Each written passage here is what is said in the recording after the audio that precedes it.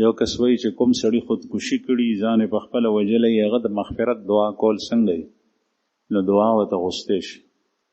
یو کس وایي چې زما کور والا ما نه طلاقه شوي ده او زما مور او پلار یې کور ته نه لېږي، وایي ماشومان دي، نو په دې زه ګناهګارېږم او که نه؟ که ستا په کور کې وي او تا ورته طلاق ورکړی دی نو هغه اوس پردۍ ښځه ده، ستا ښځه نه ده. هغې نه به ځان ساتي، هغه به تا نه ځان ساتي. هغې سره د زن و شوی تعلقات حرام دي، داسې دي لکه پردۍ ښځې سره. یو کس وایي چې معجزه، کرامت او سحر دا څه شی دی؟ معجزه او کرامت او سحر دا درې واړه داسې کار ته وایي چې هغه خرق عادت وي، یعنی عام روټین کې هغه کار نه کیږي. لیکن معجزه بیا هغه دی چې د پیغمبر په لاس څرګند شي او د دې حقیقي فاعل کوونکی الله دی، چې الله وغواړي نو د پیغمبر په لاس معجزه څرګندېږي. او معجزه د پیغمبر په لاس باندې هغه د نبوت دلیل دی. دویم کرامت دی. کرامت د یو پیغمبر امتی مسلمان مومن دغه په لاس باندې چې ناشنا کار څرګند شي هغې ته کرامت. او کرامت د هغه دپاره د عزت باعث دی چې دا مسلمان دی، مومن دی.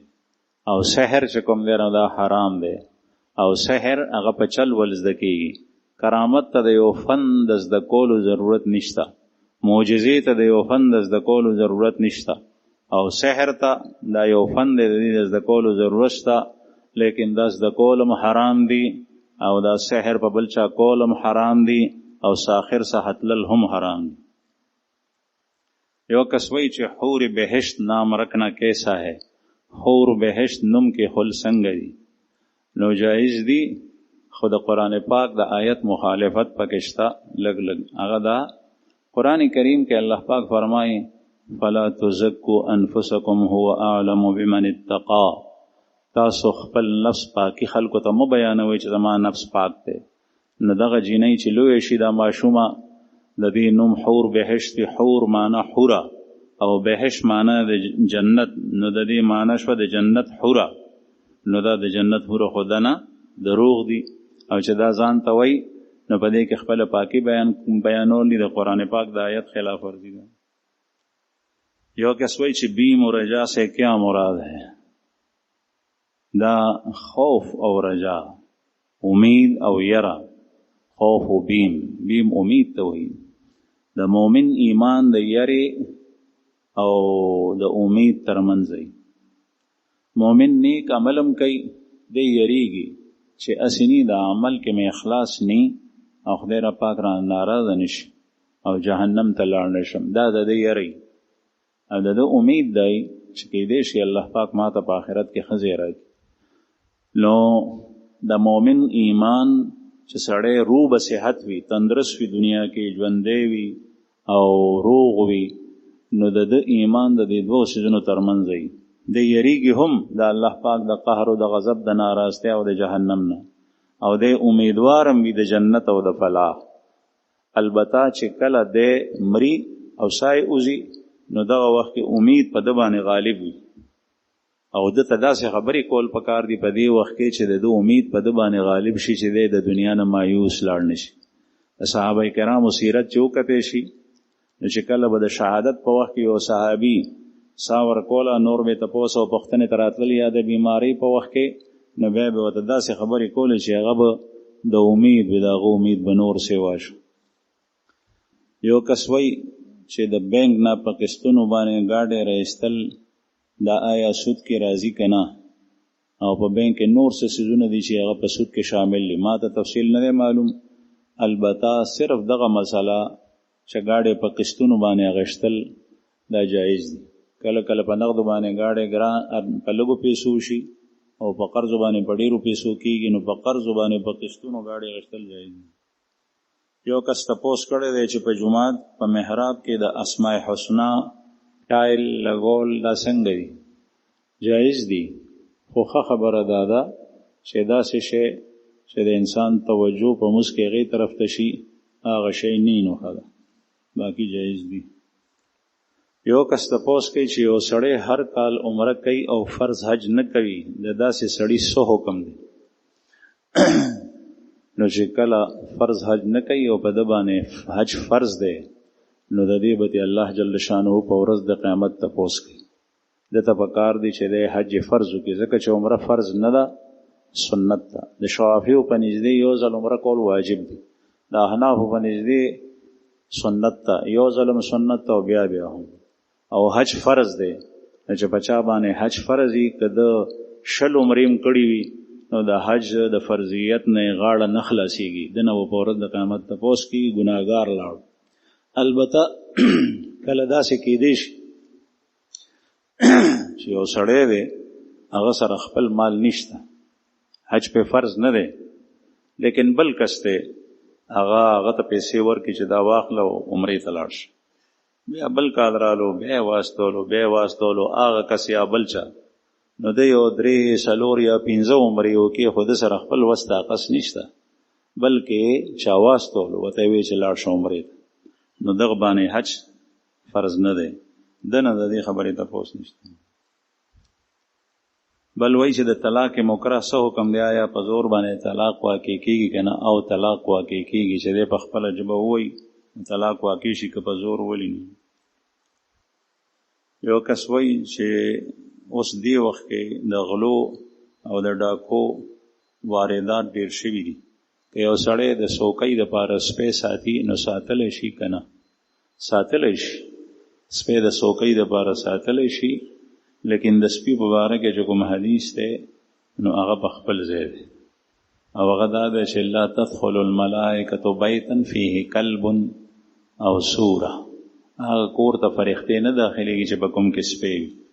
علما وایي چې دې نه مراد د رحمت او د سکینې د نزول فرښتې دي، نو سپی ساتل جایز شو، او په کور کې سکینه او سکون او رحمت دانی، باقی نور احکام په خپل ځای باندې ادا کیږي. یو کس وایي چې په دې نیت سره د الله جل شانه سره تعلق مضبوطول چې الله پاک د دنیا او د آخر د ټولو حاجاتو دپاره کافي دی، او زما حاجات هغه نه پوره کیږي.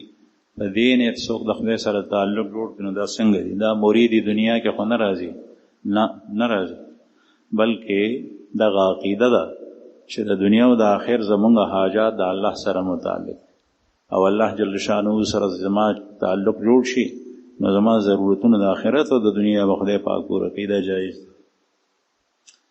یو کس تپوس کړی دی چې یو مذهبي جماعت دی، هغې جماعت د مسجد د جوړولو دپاره ځای وغوښت، یو کس به ته ځای ورکو چې دا ځای به وقف وي، په دې کې جماعت جوړ کړي.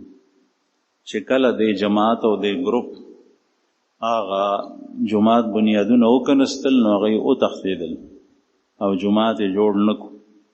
اوس د دې پلاټ څه حکم دی؟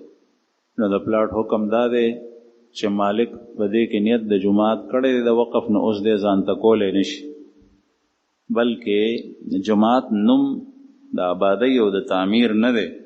که دغسې ډاګه او ځمکه چا وقف کا او ده ووایي چې دا جومات دی، نو بس هغه جومات شو، هغه اوس څوک په خپل تصرف کې نشي راوستی، نه به کور جوړولی شي نه خرڅولی شي، اگر که هغه چا آباد نه کو، ځکه چې جومات د آبادۍ نوم نه دی، بلکې جومات یو ځمکه وقف کول د الله د عبادت دپاره، او په دې ځمکه باندې اوس هم اوس کېدی شي، دومره ده چې مسقف نه دی، چت پې باندې نشته دی، لمونځونه پکې کېدی شي، نو دا وقف جومات دی، دغه مالک یې ځان ته کولی نشي، نه د هغه وارثان.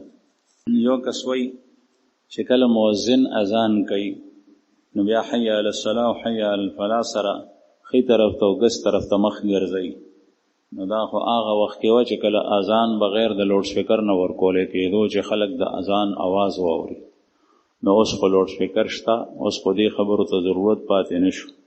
نو جواب یې دا دی چې سنت د رسول الله صلی الله علیه وسلم طریقه او وینا چې کوم یو څیز مسنون شو، سنت شو، هغه هماغسې دی چې څنګه د هغه وخت نه وي. که یو حکم معلق بالعلتین وي نو بیا خو چې علت وي نو بیا حکم نه راځي، او که داسې نه نو بیا هغه حکم تر ابده پورې وي. لکه نن سبا سفر هغه د پخوا سفر په شان نه دی، آسان دی. یو سړی په جهاز کې کېناستو او دی په 1.5 غنټه کې کراچۍ ته ورسېدو، او خو په سهولت سره، نو هیڅ مشکل په سفر کې نشته.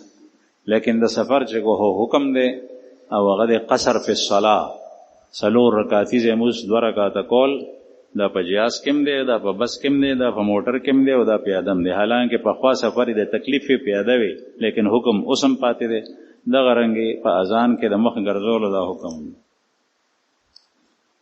یو کس تپوس کوي چې کله امام د جمعې خطبه ورکوي نو مؤذن د امام مخې ته د خطیب مخې ته ولاړ یو اذان کوي اذان ثانی آیا دا په حدیث کې یا قرآن کې شته او د رسول الله صلی الله علیه وسلم په سنت کې او په حدیثو کې دا شته. پیغمبر علیه الصلاۃ والسلام مخې ته اذان او یا د حضرت عثمان د خلفاو په زمانه کې اذان چې کېدو نو هغه د امام مخې ته کېدو. د رسول الله صلی الله علیه وسلم په زمانه کې اذان یو دو نو او صرف د خطبه اذان او د صدیق اکبر په زمانه کې هم د خطبه اذان او د ډومبه اذان نو او د حضرت عمر فاروق سے په دور خلافت کې هم د خطبه اذان او د ډومبه اذان نو. د حضرت عثمان صاحب دریم خلیفہ چې کلالو دغه په زمانه کې 2 اذانونه شو یو د خطبه اذان او یو د ډومبه اذان. نو د ډومبه اذان په خپل ځای ویل کېدو او د خطبه د اذان چې کوم نه دا به د امام مخې ته او د حضرات خلفا او دغه سي ترتیب را روان دي ځکه اوس هم دغه سي کی. یو کس وایي چې زمونږ په کلی کې چې کله زنانه مړه شي نو د هغې په خپو باندې نکریزې لګوي د دې حکم په شریعت کې څه دی؟ دا فرضي حکم چا جوړ کړی دی نکریزې لګول د مړي په خپو باندې نشته. دویم تپوس یې کړی دی چې کله سړی سحر پاسي نو پاسېدو سره اوبسکل لا څنګه دي؟ بعضې وایي چې دا پاسېدو سره متصل اوبسکل ګناه ده. دا خبره هم غلطه ده چا جوړه کړي د ځان نه شریعت کې د دې څه حیثیت نشته. اوبسکل ستا د خپل خواهش پورې ده که ستا زړه تقاضا کوي د اوبو څکلو نه وڅکو که نینو نه. یو کس وایي چې ما ته پلار وایي چې د ګاونډیانو سره کار کو هغوی سره زه کار کوم نو هغوی شراب څکي د شپې. اوس که زه کار دی سره کوم نو هغوی شراب نوشۍ کې مبتلا دي او که نه کوم نو د پلار د خبرې نافرماني کېږي زه څوک. نو دا یاد ساته چې کوم ځای کې ګناه وي نو هلته د پلار نافرماني کولی شي. مثلا پلار تا ته وایي چې شراب وڅکه نو د پلار خبره به نه منې د الله او د الله د رسول خبره به منې. پلار تا ته وایي غلا وکړه نو غلا به نه کې د پلار خبره به نه منې د الله او د الله د رسول خبره به منې غلا نه به ځان ساتي. که چېرې دا شراب ته نس کې په خپله باندې نو ته په دې ګناه کې نه ملوث کاروبار کولی شي د هغوی سره. البته ته د هغوی سره په مجلس کې مه کښېنه او که د هغوی سره تعاون کې یا ته هم په څکلو کې مبتلا شي نو بیا حرام دی او ګناه ده د هغوی نه ځان ډډې ته. یو کس وایي چې زمونږ په کلاس کې یو کس دی هغه سبق زده کولو ته نه راځي د هغه عمر کې مونږ نه لوی دی دماغي توازن یې ټیک نه دی او مونږ په هغه باندې خدمت اچو هغه د دکان نه بهر د دکان نه څیزونه راوړي. آیا په هغه باندې کار کول څنګه دي؟ نو په هغه باندې کار کول که هغه پوهېږي په خپله خوښه کوي خو بیا پې جایز دي. که په خپله خوښه نه کوي ته پې په زور کې دا ټیک نه دی. یو کس وایي چې تاش کول دا څنګه دي؟ دا فضول لوبه ده هغه فضول لوبو کې شامله ده چې کوم ټیک نه دي. وخت ضایع کول او غفلت ته د دین نه مز او دین ته پاتې کېږي چې کوم سړی په دې کې مبتلا شي او چې په دې کې جواری کوي نو هغه خو حرامه ده صفا. یو کس مختلف سوالونه کړي دي او دا نور سوالونه د طالب د حیثیت سره تعلق لري. دا وروسته بیا وکړي یو ړومبی سوال دی چې عمره فرض ده واجب ده که سنت ده؟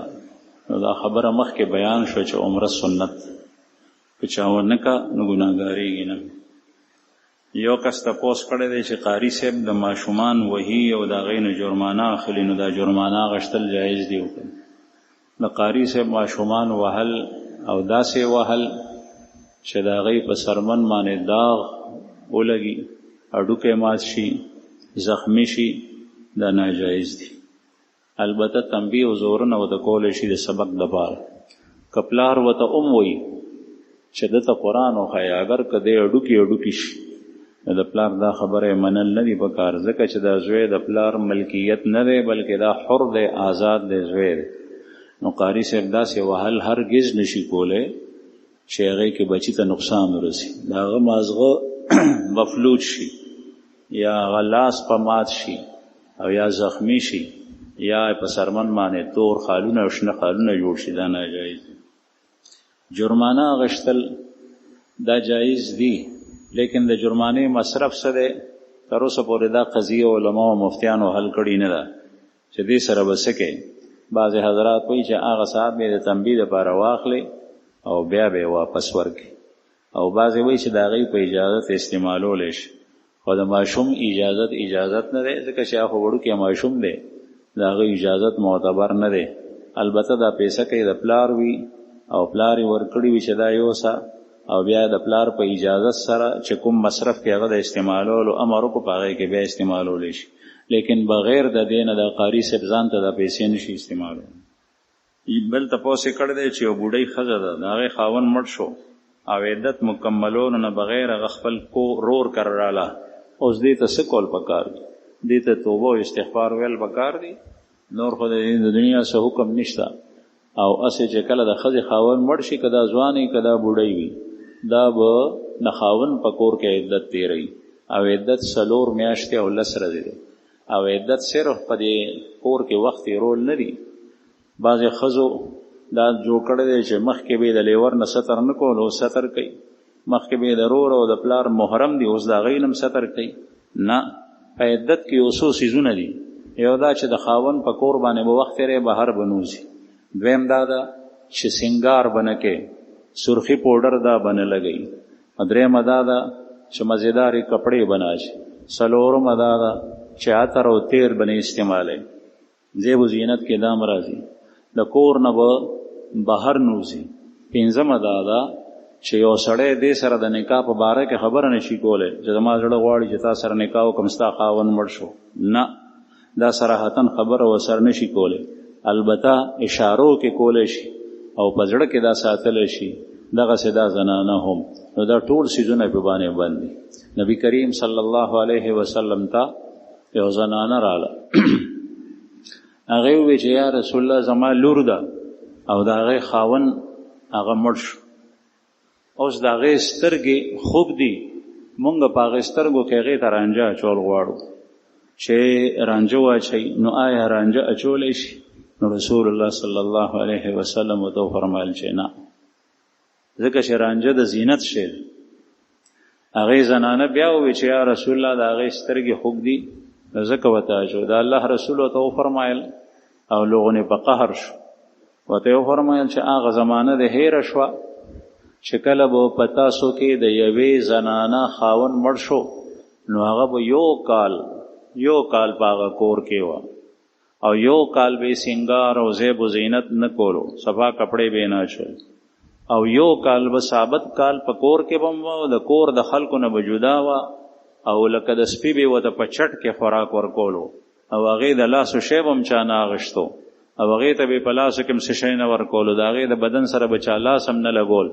پوره کال به دغسې ناسته وه، بیا به د هغې نه پس دا راپاسېده، د اوښ پچې به په لاسو کې ورکې، هغه به په شا ویشتې، دا رواج و. او بیا به د یو ځناور او حیوان سره بدن ومږلو، نو بیا به د هغې نه پس دا د عدت نه راووت. دا دومره ګندګۍ چې ومکولې ثابت کال، نو هغه صبر مکولی شو، اوس دومره صبر نشي کولی، هغه د جاهلیت غلط رسم و. نو به هر حال نن سبا زنانه و دغه کیل جوړ کړی دی چې د خاوند په کور کې ټول عمر یې ورسره تېر شوی، او بیا په دې باندې میږي او والی چې څه وخت د دې کور نه ووتې. نو د الله جل شانه په حکم پوره کولو کې د نفس خلاف ورزي ده. که چېرې دې زنانه ته په هغه کور کې یری چې دې کور کې څوک راتلی شي او زما کور ته راوړېدی شي، غلا کولی شي، شوکه کولی شي، ما ته نقصان را رسولی شي، زما بدن ته، زما مال ته، زما کور ته، دا یری وي قوي، ظن غالب وي، د دې وجه نه دا زوی کره بل چا کره بیا تلی شي. لیکن چې دا عذر نی، بغیر د عذر نه نشي.